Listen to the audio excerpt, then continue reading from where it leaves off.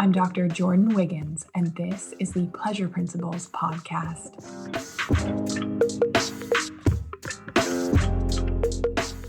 Join me on this journey where sex, science, and sensuality meet.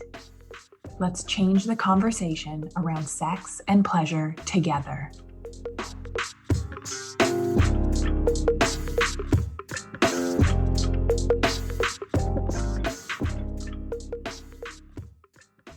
All right, ready to record. I have my plethora of beverages. I'm starting to really drink my vitamins and minerals, my supplements. Don't know if you all are the same, but I got over pills for a while, so I'm drinking them. And we're on the second cortado of the day. My daughter was up from 3 to 5 last night, so today, high achieving women, couples that have a lot but don't have much pleasure and fulfillment to show for it. Those wanting more connection, more energy, more desire, more success. And it's okay to say that we want more here. We celebrate it. More of the good sex, better sex than you've ever had. I have clients that come to me and say, you know what? Like, the sex isn't even that bad. We just want it to be better. Love me, a high achiever. So super women are experts at handling stress and trauma, but we struggle to handle pleasure. In my community, we're healing to handle, to receive the pleasure. We did a poll on my Instagram, and 49% of you said that you were missing connection in your relationship. Another 40% said sex you were missing, which I personally think is just a vein and offshoot of connection.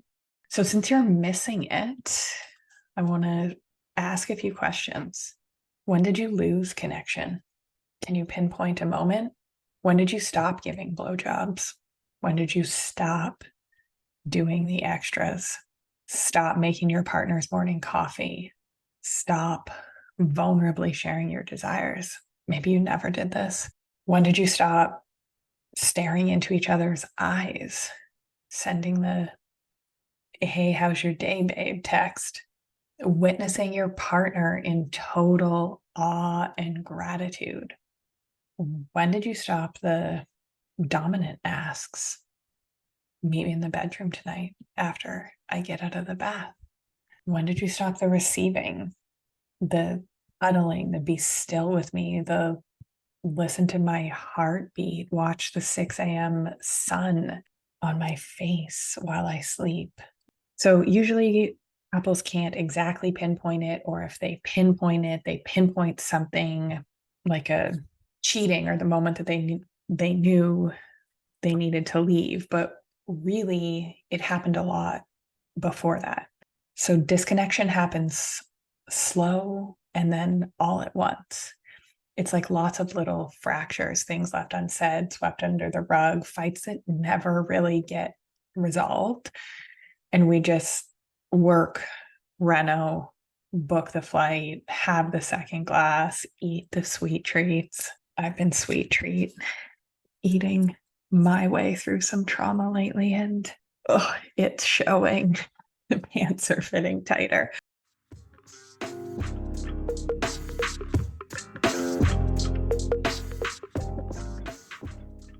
Today we're going to talk about how super couples, those that have so much and very little pleasure to show for it, lose connection.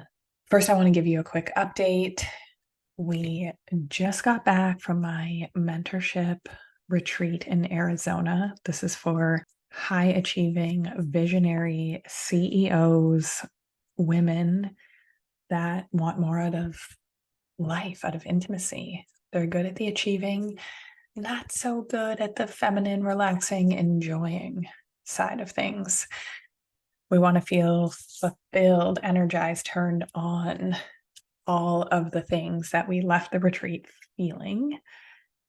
These women are amazing. The resort was amazing. And one of my clients said, the last 5 days in Arizona have been an absolute whirlwind of personal growth and deep connections.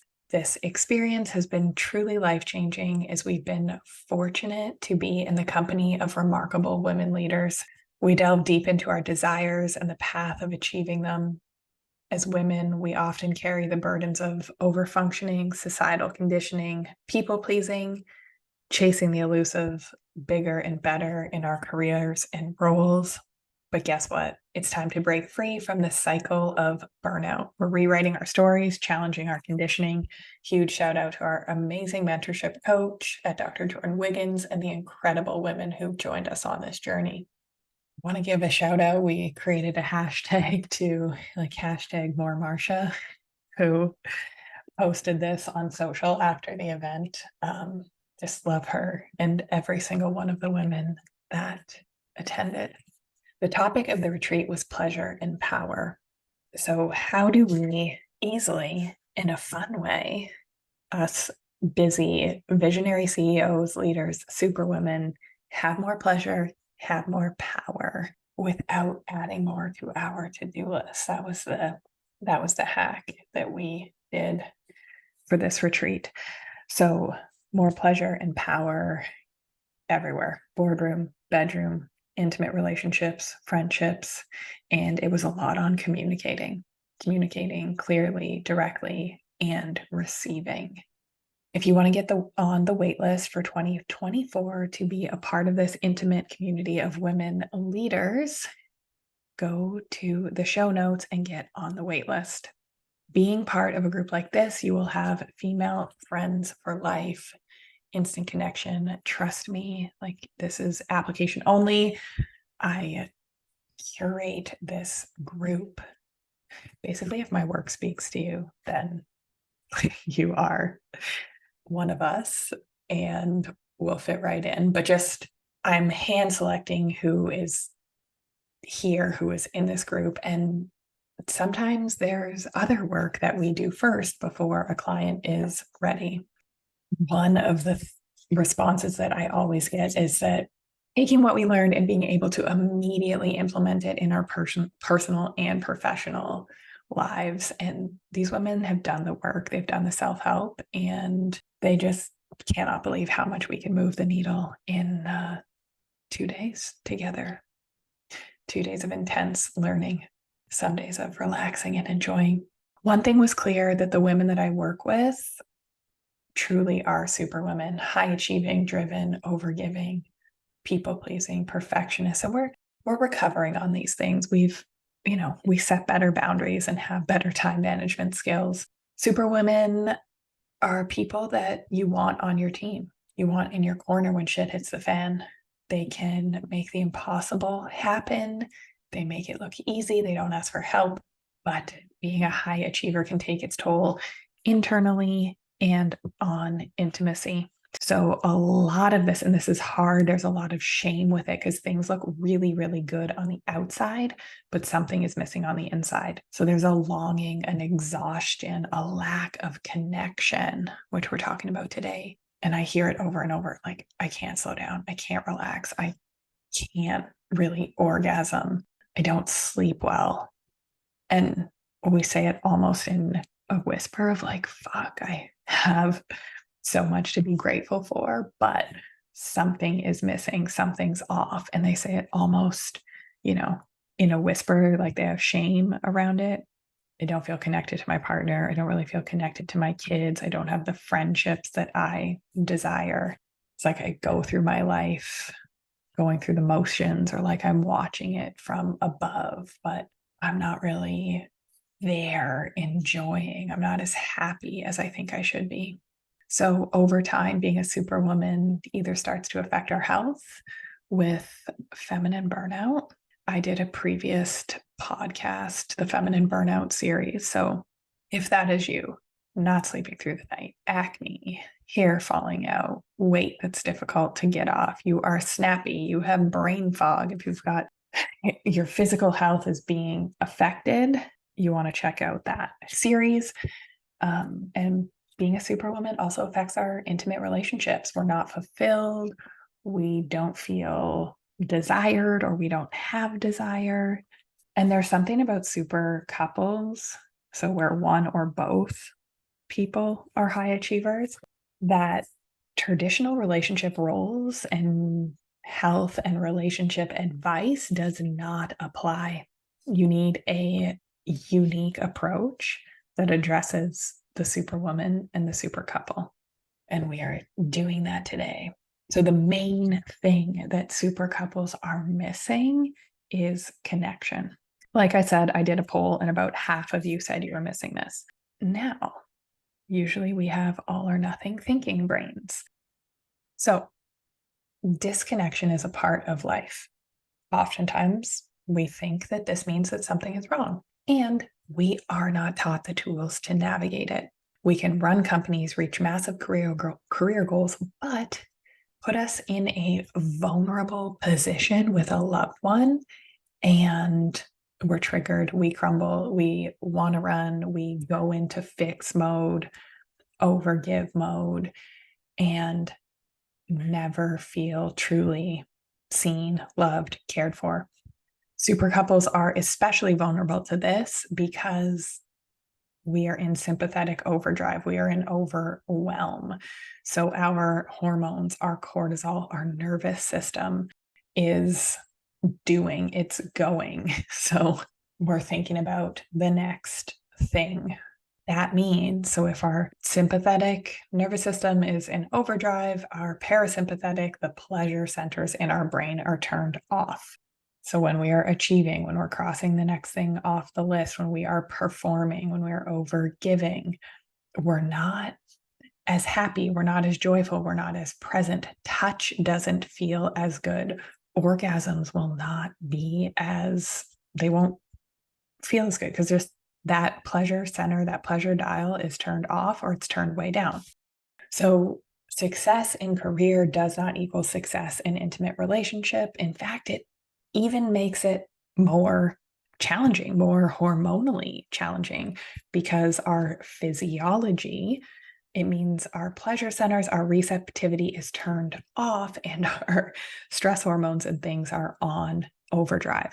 Not to mention, being a high achiever, we have very, very high expectations for ourselves and our partners and our relationships. So it's a recipe. Like, we need a unique approach to this. We need a unique approach to superwoman healthcare. We need a unique approach to superwoman, super couple relationships.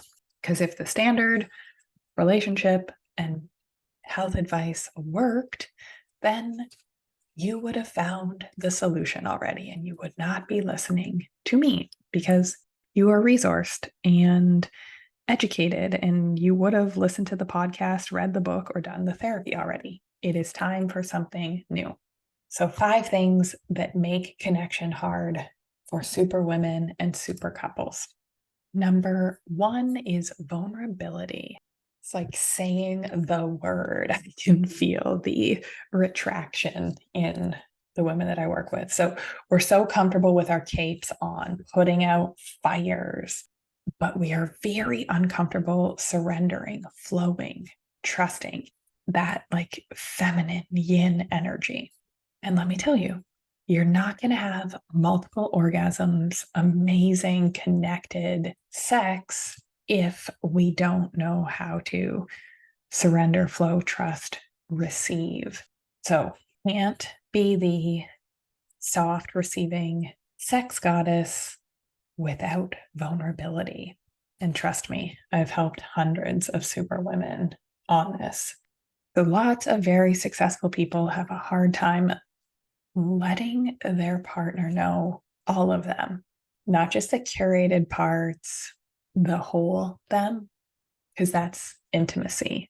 Into me, you see behind the mask, behind the veneer, behind our best foot, because somewhere deep down, if we're only showing parts of ourselves or if we're holding back because we don't think it will be received or we are shutting down, avoiding, then we know that only parts of us are being loved. So superwomen can accomplish insane goals, but to be able to ask for something in intimate partnership that they're not sure they're going to get, they revert back to this like giggling schoolgirl, like, oh no, I can't ask for that. Are you kidding me?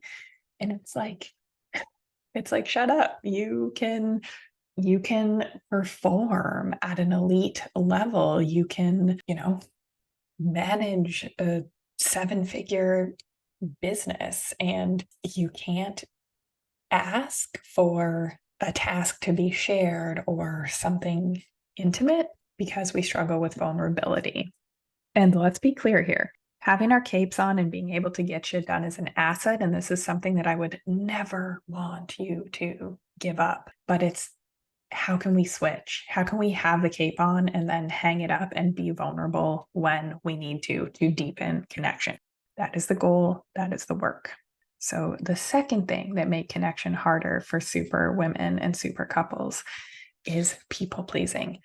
Many of us are great at figuring out what people need and finding a way to give it to them.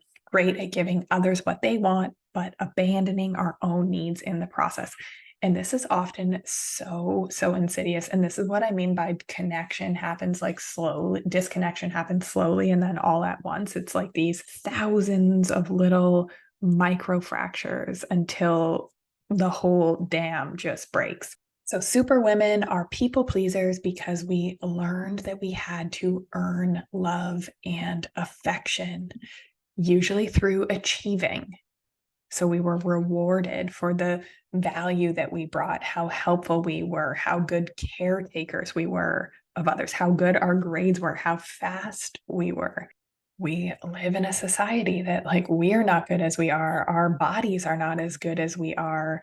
Injections, implants, vaginal surgeries, and I am not shaming any of these things. I'm just saying our messaging from the media is not to appreciate a woman's body in its natural form. So being a superwoman, it gets us lots of success in one area of our lives. We don't need to stop that. We just need to learn another tool. We need to have another gear. There's a different way of being. And I want to let you in on a little secret. People pleasing is a sneaky form of control, a way to control how others treat us. I'm going to say that again. People pleasing is a sneaky form of control in order to control how people treat and act towards us. So we think that if we can pretzel ourselves for people, they will see our value, they will never leave, or they will reciprocate the effort. This is not true. This is not even close to true. And then we get resentful and all bent out of shape, often not even knowing that this has happened to ourselves, and our partners are even more confused. They're like, why is she such a crusty bitch all the time? I did an episode on control, how control and being the fixer is keeping you from real love and connection. Episode number 70 of the Pleasure Principles podcast. If you struggle with control, you might want to check that one out. And listen, I'm a people pleaser. I don't want to change that. And really, I'm not even sure if I could, but I can learn boundaries around this. I can learn to give to people that are going to give back and not just take, and really learn where, to overgive to my clients or my daughter feels good, but not at the expense of myself, not at giving up myself. So anyways, people pleasing equals dry pussy eventually. And you might not even see it coming. And it's a form of control. So happy to help you unpack that one if you are a people pleaser. Number 3 is this belief, assuming that our partner should just know how to take care of us or that we shouldn't have to ask. Thank you, Disney. Thank you, Hollywood movies. It is such fucking bullshit. If you want something, you're going to have to ask for it. It makes everyone's lives easier. Super women suck at vulnerable asks. C number 1, vulnerability. We're not very good at it. And this was the focus of our retreat in Arizona. Asking, being in our unapologetic power or our deep, deep surrendered pleasure. Our chat is blowing up with the changes, with the requests fulfilled by just learning how to ask properly. And again, it's mind blowing that super, super successful women, high achievers that manage and can do so much, cannot do a vulnerable ask. And then when they learn how, what is possible for them, the depth of connection, the money, the sex, it's mind-blowing. It's amazing to watch. So the tools will change your life. Get on the wait list, Feminine Mentorship 2024. The fourth thing that makes connection hard for superwomen and super couples is not being able to stay safe during hard conversations. And really, I think just as humans, we're not good at this. So one of the main things that I teach superwomen is how to feel, not think feelings, but feel feelings. Pleasure and pain are different sides of the same coin. You cannot have more of one without the other. We're healing to tolerate more pleasure.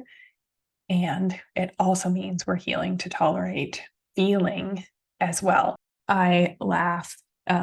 One of my clients, like celebrating so many wins, higher desire than ever, better sex in their marriage, closing bigger sales, like the biggest sale in the history of her company, which was already doing amazing. And something happened, something to do with one of her children. And she was messaging me and she's like, I don't know what's going on. Like, this is bothering me. I feel sad, exposed, vulnerable, like a little helpless because it had to do with one of her kids. And it was just like, this is the work. We're not numbing, we're not fixing, we're not overgiving. We're taking at least a minute to feel first before we put our capes on and handle it instead of bypassing that whole thing. But that process, that softening, that allowing, that opening is the work. It's the healing to tolerate more pleasure, more good, because we're great at handling struggle, but we need to learn how to keep ourselves and others safe when conversations rupture, when our wounds are triggered. And we need partners that have the capacity to do this for us too. I do a workshop on this in the Feminine Mentorship. It is coming up in November. So again, how are we supposed to do these things when we have never been taught how? And the fifth thing that makes connection hard for super couples is thinking that tension and conflict is a bad thing. It's not. Resistance, pushing edges, it's where the magic happens. We know this in career because that's what we do. We push our edges, we grow. But somehow in relationship, we think that it's bad. We avoid conflict or we try and fix it right that instance. A relationship where people say they're like great teammates, it is a bit of a red flag for me. Like they come and they're like, yeah, sex, we don't really have sex, or we have sex, but it's kind of routine. We do the same thing all the time, or I can't orgasm. Like we're just good teammates, but that, passion, desire, connection isn't really there. It's because teammates lacks movement, it lacks energy, it lacks the tension that conflict and disconnection creates. So disconnection has to happen, especially in long-term relationship. We are going to hurt each other, we're going to disappoint each other, we are going to step on a tripwire that's going to trigger the childhood wounding of our partner, and it is just part of it. But can we be vulnerable enough? Can we stay safe? Can we ask for our needs to be met and our true needs to be met, and accept that this cycle of connection, disconnection, repair, again, teaching a workshop on it, teaching how to do this effectively for the women in my community, that's where the growth happens. That's where the magic happens. Because again, I am not a believer in teammates and compromise. It is compromise is each person is taking a little less, or, oh, relationships are 50-50. That's fucking boring.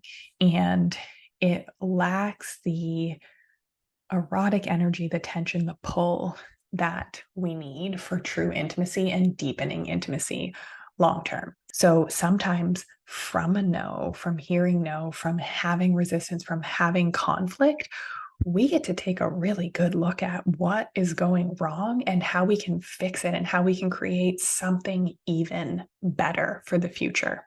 And I do want to say that this is only when we have two willing participants. If we have a toxic relationship and somebody is stuck and unwilling to change, or has a personality disorder, or is actively in an addiction, we need a different kind of support. So I hope hearing about connection, how we lose it, why we lose it is helpful. And if you think it would help, please share this podcast with your partner. And remember, head to the show notes, get on the wait list for when I open enrollment in a couple of weeks for the mentorship, my year-long program. And like, if you have that just little desire, just get on the wait list. Stop what you're doing. Get on the wait list. We can chat. We can find out more. But just if you feel that call, if you're being pulled, do it. Find out more. Would love to have you as a part of this amazing community of women leaders.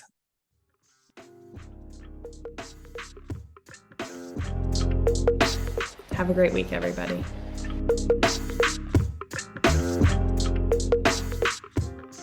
If you like what you heard in this episode, leave me a rating. Your support helps me get discovered by more women like you. Together, we can change the conversation around women's sexual health and pleasure for you, your partners, and generations to come.